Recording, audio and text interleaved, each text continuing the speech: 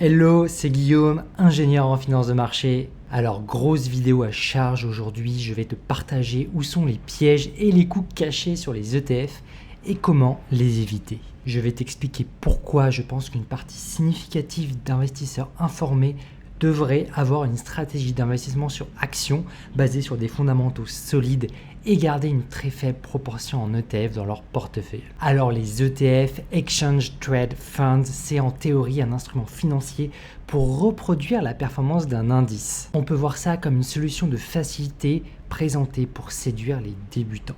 Sauf qu'en réalité, c'est pas aussi simple que ça, bien sûr.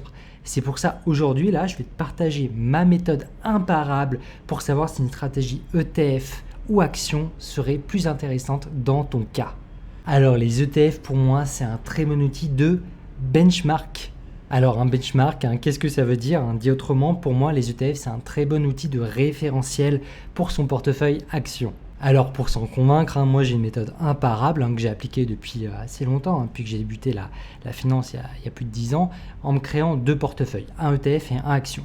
Et l'objectif c'est de monitorer les rendements observés, c'est-à-dire de comparer avec le suivi des rendements nets bien sûr, sur un horizon de temps donné.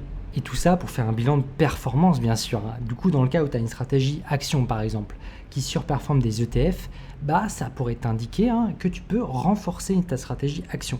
Et inversement bien sûr. Et moi personnellement, j'ai pas renforcé mon portefeuille ETF depuis des années parce qu'en fait je réalise des performances supérieures avec mon portefeuille action. Alors bien sûr, comme dans tout historique d'investissement, il y a des exceptions. Il y a des moments où j'ai dû plus charger sur des ETF spécifiques, tactiques, un peu structurés, et notamment quand je travaillais dans certains fonds d'investissement, banques, institutions financières à Paris et à New York. Peut-être que tu le sais pas, mais tu as des règles assez strictes en banque et en fonds, et là où je travaillais, donc là où j'étais employé, il limitait la compliance, en tout cas, donc un service de régulation et de transparence, limitait que les employés puissent acheter ou vendre des actions. Voilà, et tout ça, c'est pour limiter les délits d'initiés ou d'autres pratiques qui ne seraient pas top. Donc, je suis passé dans des périodes de ma vie où je n'avais pas le droit d'acheter des actions. Et ce que je faisais, en fait, c'est que j'achetais ce qu'on m'autorisait à acheter, c'était des ETF. Bon, bref, voilà, je suis un cas un peu particulier, mais ça m'a amené du coup à étudier les ETF. Donc voilà, si on en revient maintenant aux ETF et que je te présente ici ma méthode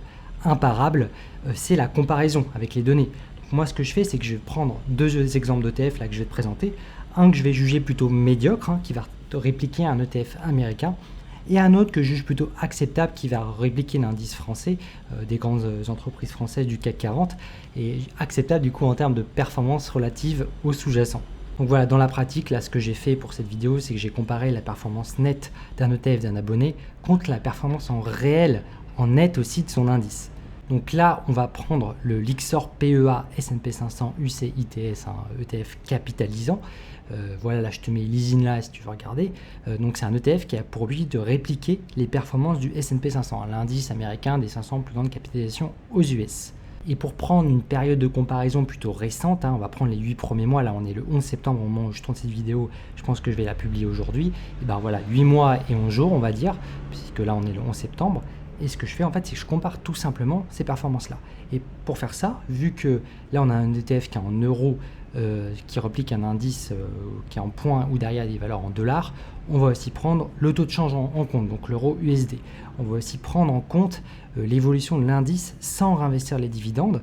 Et après, on prend aussi en compte les dividendes en appliquant un impôt de 30% pour avoir une performance nette. Ensuite, on va bien sûr prendre en compte le TER, Trading Expense Ratio, donc le fameux frais facturé au détenteur d'un ETF. Donc c'est un frais que je te rappelle qui est de gestion annuelle. Tu ne le payes pas qu'une fois, tu le payes chaque année. Il est prélevé ou déduit selon chez qui tu es. Et enfin, on va regarder les tracking différences. Donc il y en a deux. D'abord sur l'évolution du prix de l'ETF contre l'évolution de l'indice, donc en valeur si tu veux, hors dividende.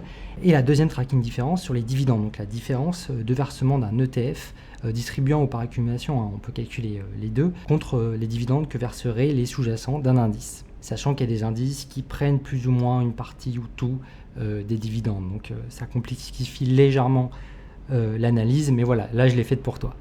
Alors moi ici, j'obtiens une différence importante avec l'ETF Lyxor. J'observe une sous-performance donc en rentabilité nette après frais, après tracking différence, contre l'indice du S&P 500, avec une sous-performance qui est là supérieure à 2%.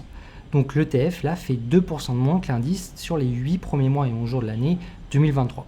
Donc là, je t'ai mis un petit graphique pour que tu puisses visualiser la différence avec l'euro-dollar de l'autre côté. Et quand on prend en compte la performance en normalisant avec les dividendes net après impôt, j'arrive même à une sous-performance qui est un peu plus importante, autour de 3%, donc moins 3%, donc en moins que l'indice, en un peu plus de 8 mois.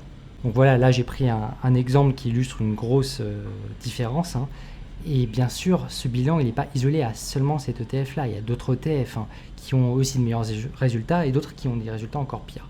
Donc oui, là, on peut étendre cette comparaison et du coup ce raisonnement avec l'ETF World, par exemple, où il y a aussi des tracking différences qui sont importantes, aussi au CAC 40 ou d'autres ETF qui sont censés répliquer le S&P 500. Et oui, rassure-toi, il y a des ETF quand même qui ont des tracking différences qui sont plus proches de 30 BP, donc 0,30%, ce qui est plus acceptable à mon sens. Donc pour te donner un exemple d'un ETF acceptable quand même pour nuancer un peu mon propos en termes de performance, donc là je vais prendre cet ETF CAC 40 de l'IXOR et les JPEA.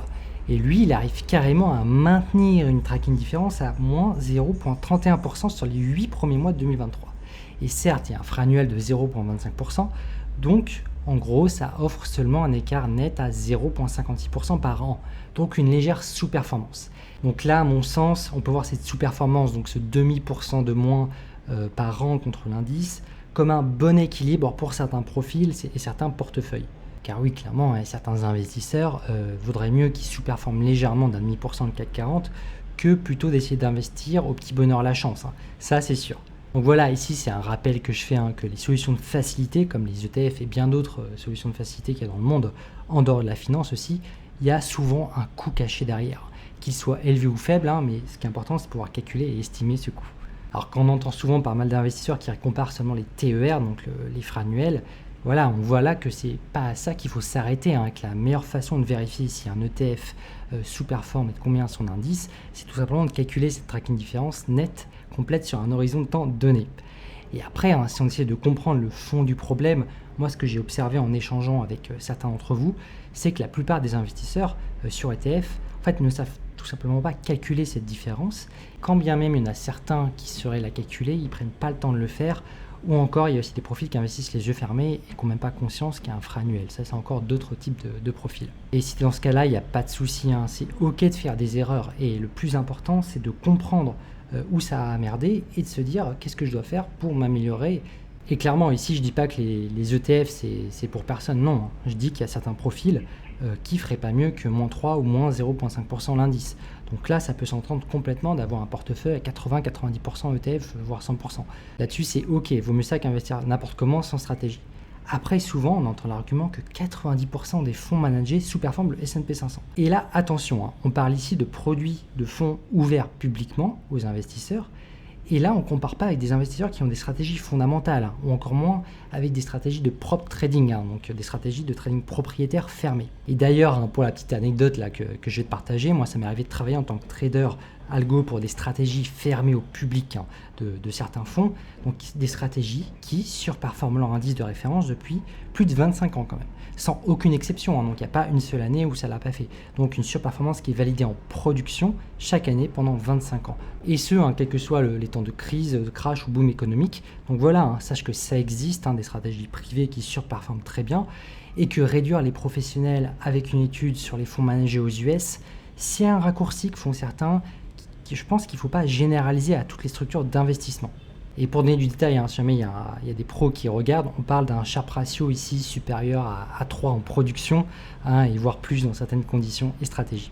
Donc bref, oui aussi côté investissement France, attention aussi à ne pas tirer des conclusions hâtives aussi en comparant la moyenne où Madame Michu est surpondérée, Madame Michu avec son assurance vie en euros qui surperforme en net tous les ans et qui est là surreprésentée dans les investisseurs en France. Car oui, Madame Michu avec son assurance vie à moins de 2% par an, elle est catégorisée comme un investisseur dans les chiffres de l'AMF. Je crois qu'il y a 3 millions d'investisseurs en France et il y a une énorme partie qui se contentent d'investir en fonds euros, en assurance vie, avec des frais sur des frais, sachant que oui, la sous-performance des ETF c'est une chose, mais la sous-performance des quelques produits d'assurance vie que j'ai étudiés aussi dans le passé, là aussi il y a beaucoup à dire là-dessus en termes de sous-performance contre le sous-jacent. Et aussi dans ces chiffres que nous partage assez régulièrement l'AMF, il y a aussi un certain nombre de personnes qui ont ouvert leur PEA qui ont acheté une fois une action ou parfois l'État est actionnaire, un truc qui juge safe, secure.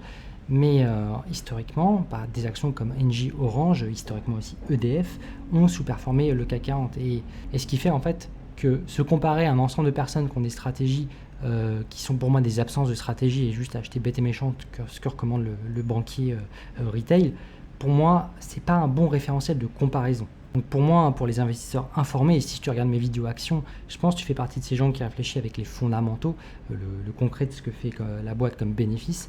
Et pour moi, en fait, il faudrait se comparer avec un benchmark d'investisseurs qui investissent un peu comme nous, donc en regardant les fondamentaux des boîtes et qui se disent une boîte qui n'a jamais fait d'argent et qui ne prévoit pas d'en faire, je ne vais pas mettre un pesos dedans, tout simplement.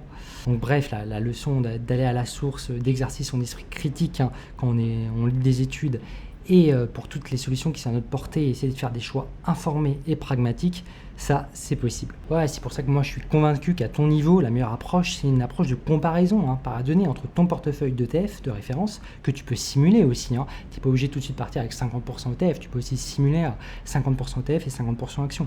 Et du coup, de comparer ce portefeuille d'ETF, c'est performance nette, avec un portefeuille d'actions que tu peux simuler aussi, avant de te lancer aussi. Tout ça, ça s'apprend. Et le tout, bien sûr, en normalisant, en prenant en compte les pondérations, parce que tu ne charges pas forcément une fois, puis tu regardes monter. Non, le plus souvent, des investisseurs, on charge un peu tous les mois. Donc, il faut prendre aussi ces pondérations des montants investis et actualisés. Donc voilà, comparer ces stratégies ETF et actions avec ces données de marché, c'est une très bonne approche et ça peut s'adapter vraiment à tout le monde. Et puis voilà, au fur et à mesure que tu sais ce qui fonctionne pour toi, dans ton cas, tu peux réallouer. Tu peux passer de 50% ETF, 50% actions. Voilà, si tu performes davantage sur actions avec ton analyse fondamentale, tu peux passer à 85% actions, 15% ETF par exemple. C'est pas déconnant. Alors là, si je m'étends un peu à mon niveau personnel, je parle de temps en temps de mon top 15 d'actions qui sont un sous-ensemble du CAC 40. Donc une sursélection d'actions dont j'anticipe qu'ils surperforment dans un horizon de temps le CAC 40. Et en fait, quand je regarde dans le passé, c'est aussi des actions qui ont eu historiquement de meilleures performances que tout l'indice. Et bien sûr, je te précise que j'observe également que cette surperformance en net comparable depuis des années en production, dans mon cas, dans le réel, sur l'historique de mon portefeuille d'actions, elle surperforme aussi mes portefeuilles d'ETF qui n'ont pas bougé depuis pas mal de temps. Donc voilà, c'est pour ça que moi, je suis convaincu, et c'est ce que j'observe depuis longtemps, qu'une stratégie d'action basée sur l'analyse des fondamentaux de l'entreprise permet de surperformer un indice avec un sous-ensemble d'actions de cet même indice. C'est des approches qu'on peut appliquer à un portefeuille entier. C'est pour ça qu'aujourd'hui, moi, ce que je propose à tous mes abonnés, c'est d'apprendre à analyser les fondamentaux des entreprises pour se construire une stratégie d'investissement qui est cohérente par rapport à son profil. Et le tout sans promesse de richesse miracle, sans risque, ça n'existe pas. Moi, c'est plus une approche informée et réfléchie. Et tout ça, je le propose déjà aux presque 50 membres de ma formation qui s'appelle Investir avec pragmatisme. Tout est dit, je pense. Donc voilà, c'est une formation vidéo avec des outils tactiques de gestion de portefeuille avancés. On y parle de macro, d'industrie, de secteur, de rendement espéré, de risque attendu. Et dans tout ça, bien sûr, je partage mes portefeuilles, mon top action, mes tops sur les indices. Et le tout avec une belle communauté où on échange sur action, où je livre des analyses fondamentales aussi sur demande. Et de temps en temps, on fait des lives, c'était le cas hier, dimanche dernier. Donc bref, si tu veux en savoir plus, c'est sur guistamp.com. Voilà, sur ce, restons pragmatiques. Allez, ciao.